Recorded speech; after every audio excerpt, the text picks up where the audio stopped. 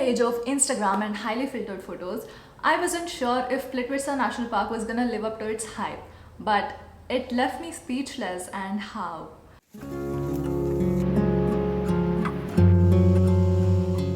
Turquoise waters, stunning waterfalls, and scenic viewpoints. What's not to like? Welcome to episode 5 of the Europe series. This time we are in the largest and oldest national park of Croatia and a UNESCO World Heritage Site, Plitvice National Park.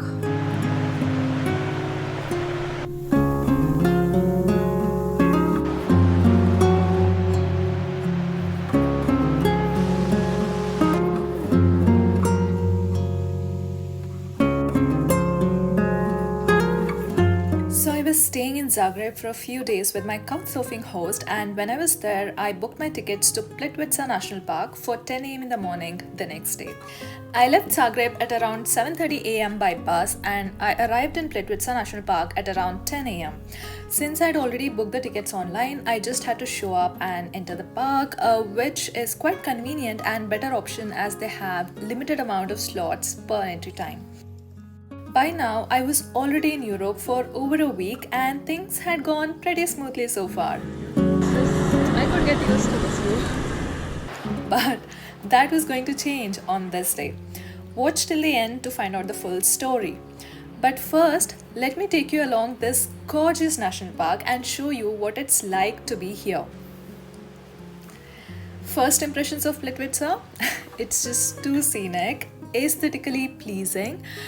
Really, I saw a series of beautiful lakes, caves, and waterfalls, and electric blue waters. It's really that color. This beautiful lake system stands out within the dominating karst landscape. But also, so many people, especially at the beginning, pathways are narrow, cannot pass through, and it can get a little crowded. Later on, I found out that the longer routes are much more peaceful and you can explore it at your own pace.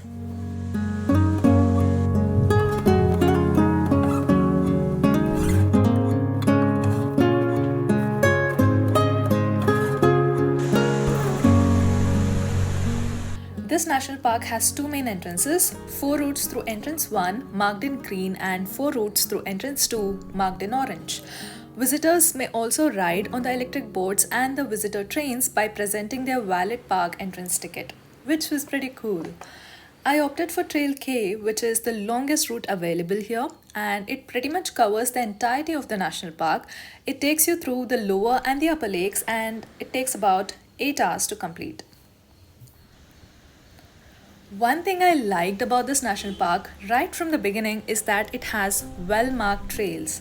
Easy to follow, it's quite accessible to hikers of different experience levels, and oh, it's dog-friendly too.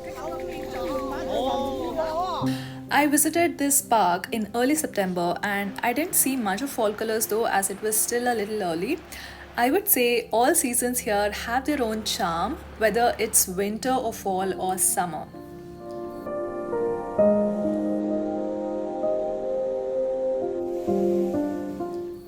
I could actually see the bottom of the lake, spectrum of turquoise, steel, deep blue and green colors popping out at you from everywhere.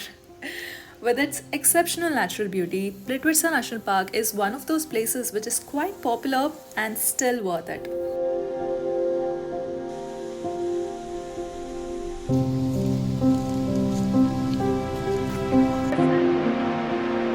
It doesn't function?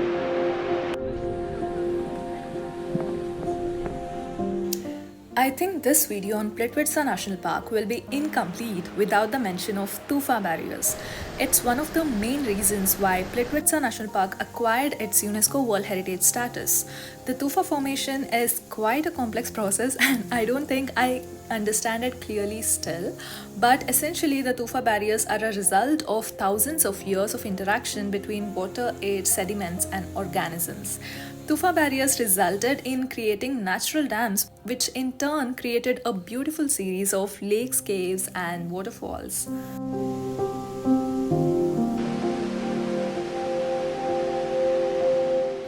I love the upper lakes even though they were smaller and shallower, but it was quite peaceful and far less crowded than the lower lakes, and I could explore it at my own pace. There were times I thought I was lost as I did not see a single soul around. But then I noticed the marked routes and I knew I was on the right track. Even though it was a long hike that pretty much lasted for an entire day, it wasn't exhausting. It was more like walking the woods in a pleasant weather kind of thing, and it wasn't too steep either. However, I would still say that I could have planned it so much better. I could have reached the park early and also eaten more than ice cream and a protein bar, for sure.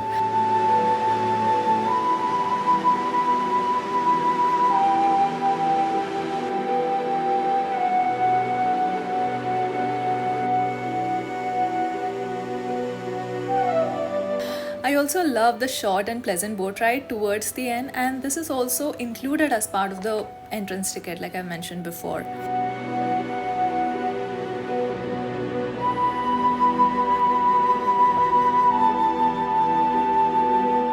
And that brings me to our situation.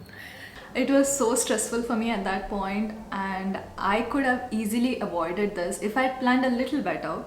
So I got out of the national park after the hike at about 6:30 p.m.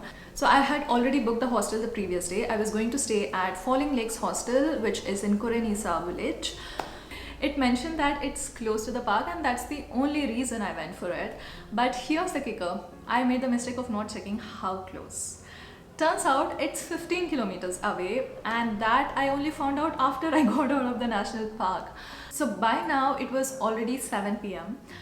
I had just done a 18-kilometer hike. I was lugging around my luggage, so walking was definitely not an option, and it was too late for hitchhiking at this point. Adding to my problems, my phone battery was going to die any moment. The only option was to first write down the name of the hostel and the contact number of the reception.